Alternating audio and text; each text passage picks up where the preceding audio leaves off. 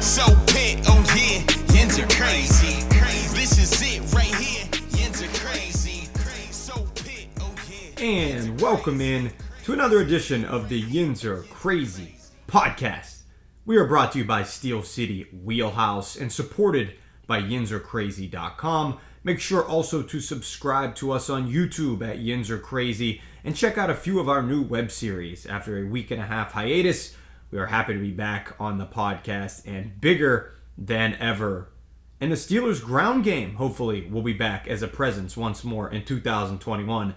Because just in case if you missed it, last night, well, I'll let Roger Goodell and Mel Kiper tell you.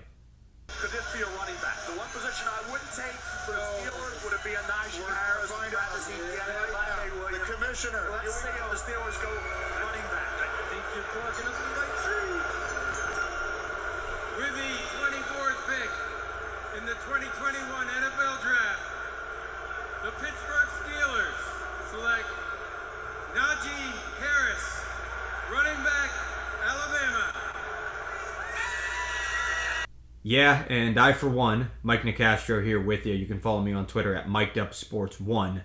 Feel vindicated because I have been battling some trolls, some of you whom I certainly love, on Twitter for months, telling you that the Steelers are going to draft a running back, either Harris or Etienne at the 24th pick, and that, of course, came to full fruition with Alabama's all-time leading touchdown scorer and just all-around great dude. If you didn't know it, he spent his draft night at a homeless shelter he grew up in for a bit with his family in Oakland. Really tear-jerking stuff. I listened to his entire press conference. The dude is ready to be a Steeler and carry the load for this team next season. And he's already got some Pittsburgh in him, as he kept saying Stillers, which was music to my ears. And speaking of got some Pittsburgh in him, you probably came here for our guest today. He is none other than the new Pittsburgh kid, a Buccaneer from the suburbs of the Burgh. And you know what? He's much more than just a Pittsburgher. He's a damn good pitcher as well, and he has been a key component to the Pirates' early success this year. It's none other than David Bednar.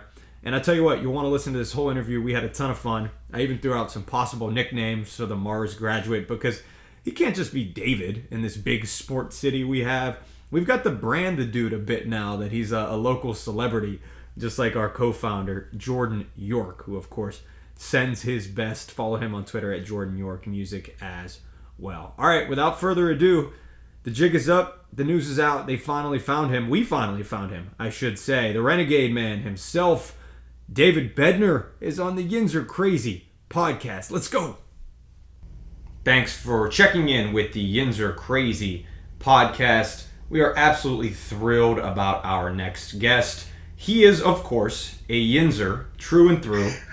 He's a graduate of Mars High School. He warms up to Renegade, and for that reason, he is, in our mind, the new Pittsburgh kid. We are proud to be joined by Pirates pitcher David Bednar. David, how are you, man? I'm good, man. Thanks for having me. Yeah, absolutely. We're so stoked to bring you to our fans and allow Pirates fans to be a part of your journey a little bit as well. It's been a wonderful journey so far. I first got to ask you, was Renegade your idea or was that the team's idea? It was my idea. Growing up big Steelers fan, it kind of was, it seemed like a no-brainer. Yeah, no doubt. And obviously a lot of people, I don't want to say we're caught off guard, but we're pumped when they heard that and you ran out to the ballpark the first day. Hey, man, I want to chronicle your journey a little bit to the Buccos. Let's first take you back to January. You're a member of the Padres organization, obviously, and you are traded over to Pittsburgh. Who made the call, and how did you find out it was the Pirates? Honestly, I first found out on Twitter. Really? You hear stories about that. You think, that can't be true. But I was just I saw Musgrove got traded to the Padres, and then the list of players wasn't out yet, and I just was thinking about it, but nothing really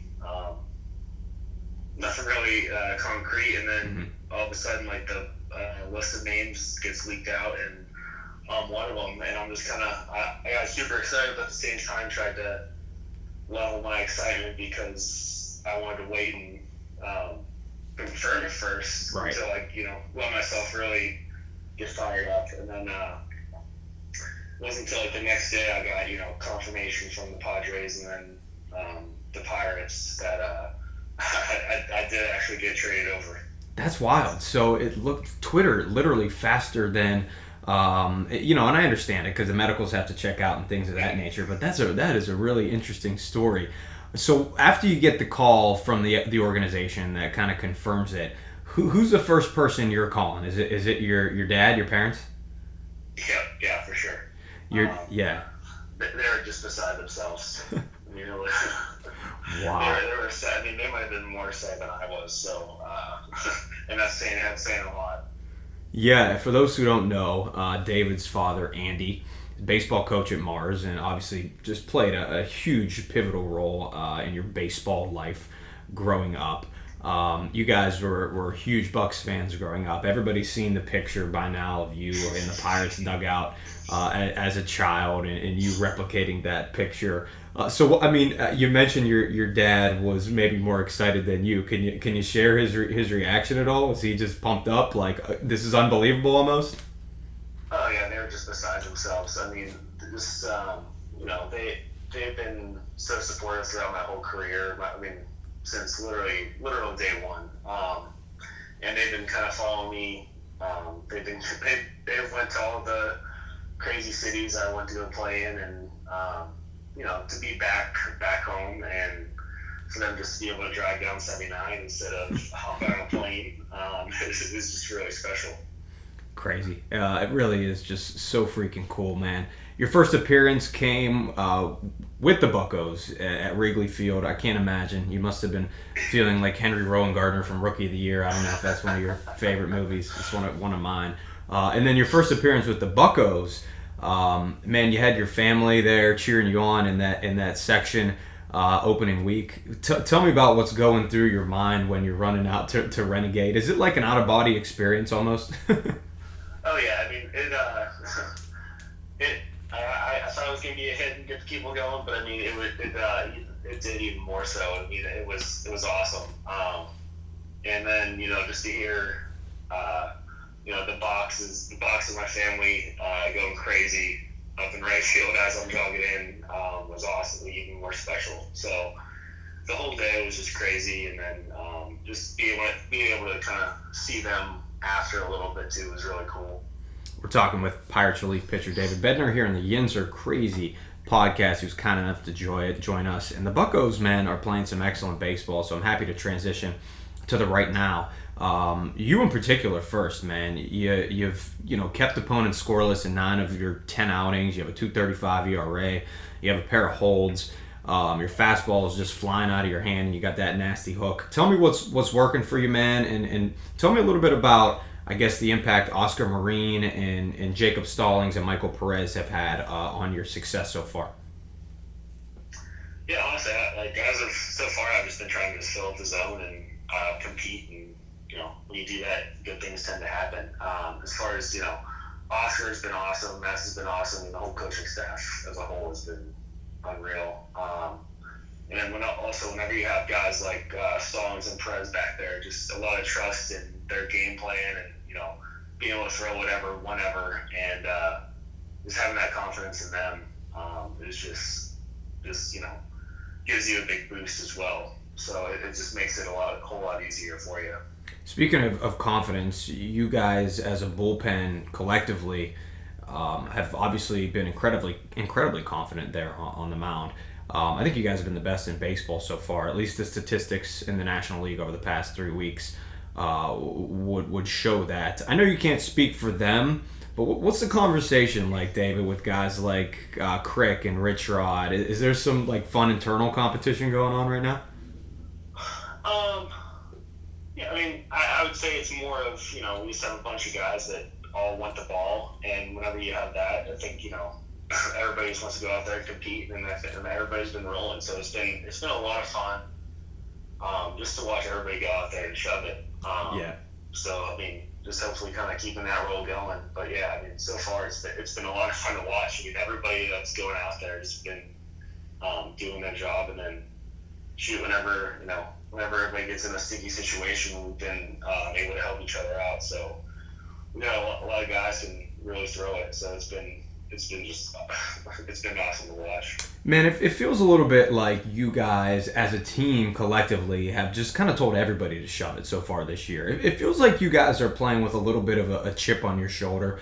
You know, I don't want to say outside chatter ever factors in, but listen, we're all human. We hear it. It's nearly impossible to distract yourself from it. People saying things like this is a transitioning team and you know, maybe a rebuilding team, but you guys don't feel that way at all in that clubhouse. It's obviously evident.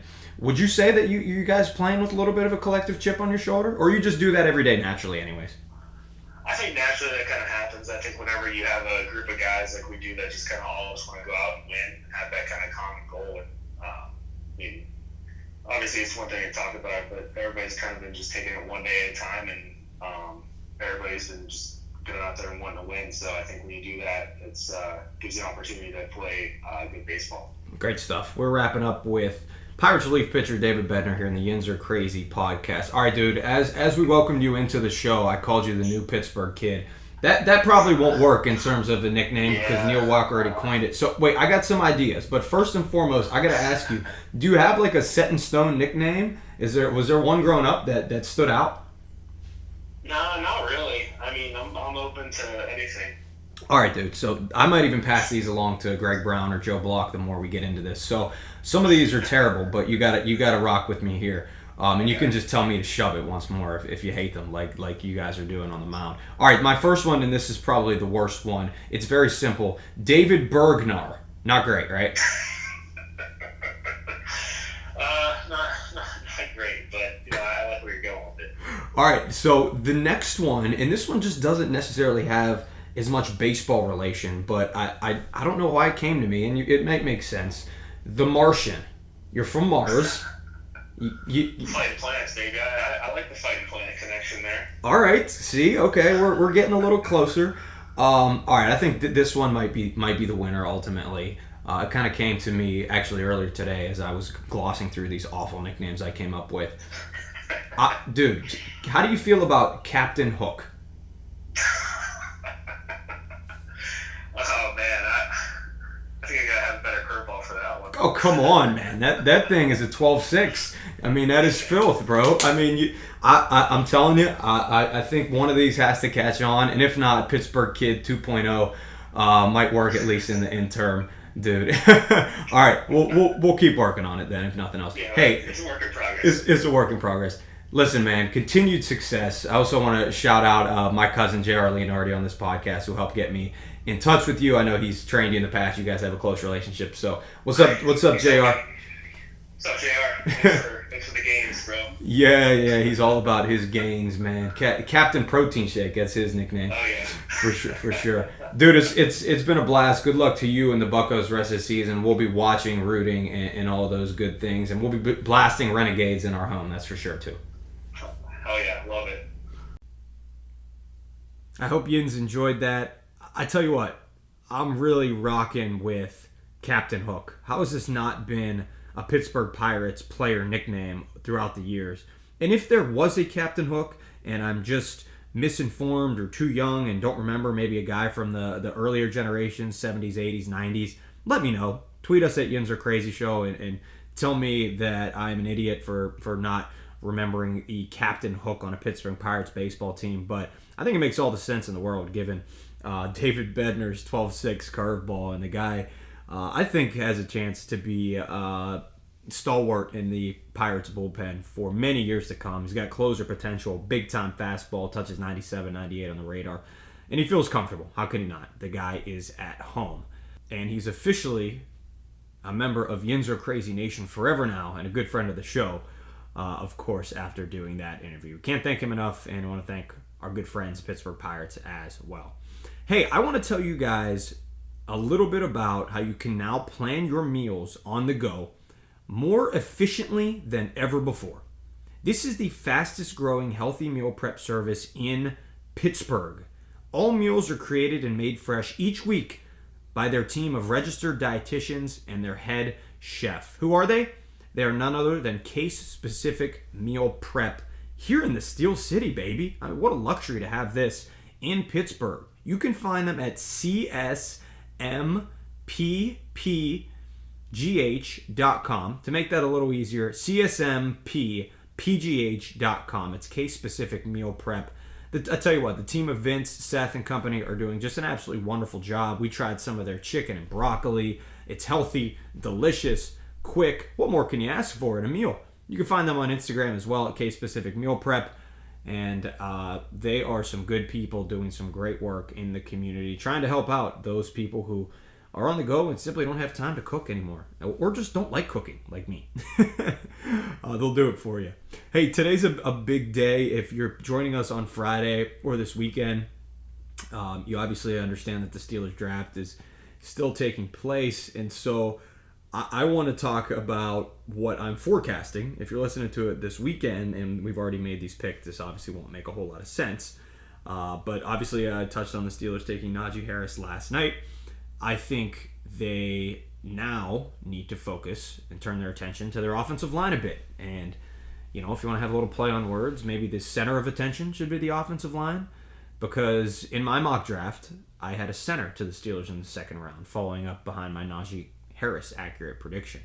And I think there are 3 top-tier guys left, fortunately for them, that they can really keep an eye on and not worry about trading up for. Those are Alabama's Landon Dickerson, easily regarded as the number 1 center in this class, and a player that's battled some injuries throughout the course of his 4-year career at Alabama. But without that injury history and injury-prone tag, he's a top 20 pick. He's that good. I mean, he was as decorated as Marquise Pouncey was as a prospect coming out of college. I still don't think he'll ultimately fall to the Steelers. We saw Caleb Farley last night, a Virginia Tech defensive back with back problems, still get drafted in the first round. So I think one of these teams early in the first 10 to 15 picks are going to jump on Landon, take a chance on him, potentially a luxury pick somewhere. And Bengals are a team out of the AFC North that could also use a center. So look for that to happen. But if he's available when the Steelers pick at 56, it's a no-brainer.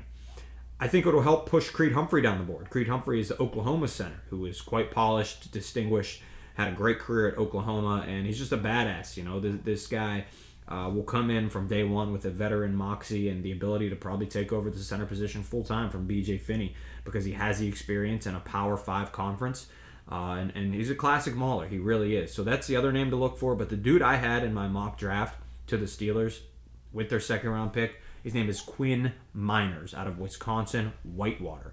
And I know what you're saying, Mike, what the hell? The Steelers are going to draft a dude in Division III who actually didn't play last season because Division III didn't have football due to the pandemic. And you're telling me he's going to come in as a second-round pick and start potentially on the Pittsburgh Steelers as they make their playoff push? That's absolutely what I'm telling you, because the guy is that freaking good. He dominated the Senior Bowl.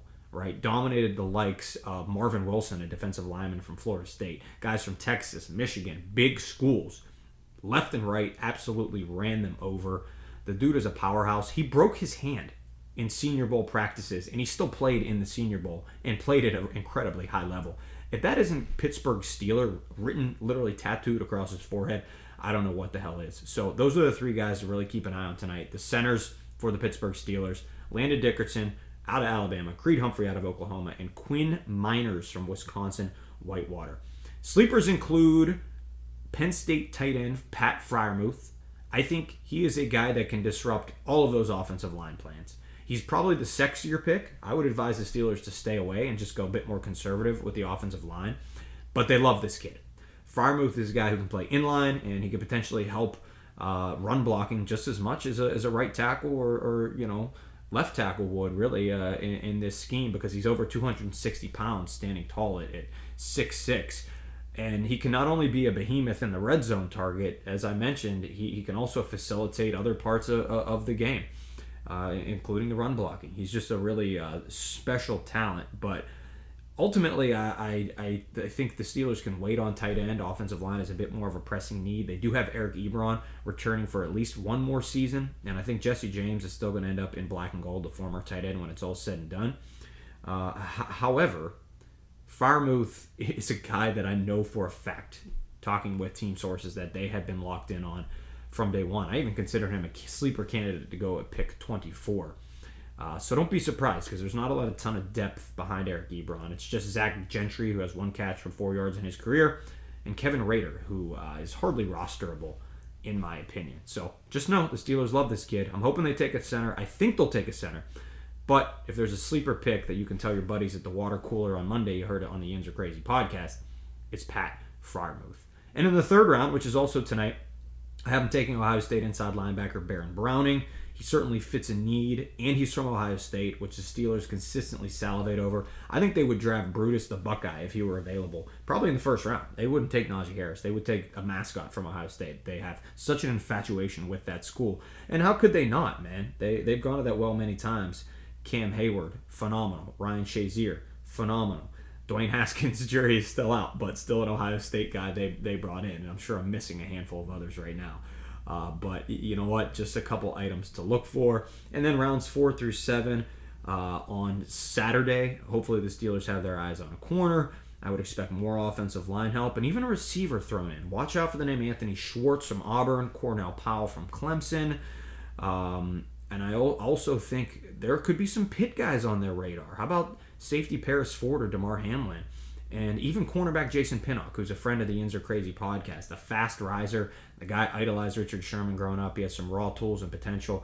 And you know what? He didn't quit on his Pitt team last year. He stuck it out, played well, and I think he's going to get drafted a little higher than some may originally have thought. So we'll also be watching for Pitt guys to get drafted as well, because we're obviously a local podcast. We're rooting for Patrick Jones today, rooting for Rashad Weaver, Jalen Twyman, Hamlin Ford, as we mentioned, and Patrick Jones, the rest of that crew.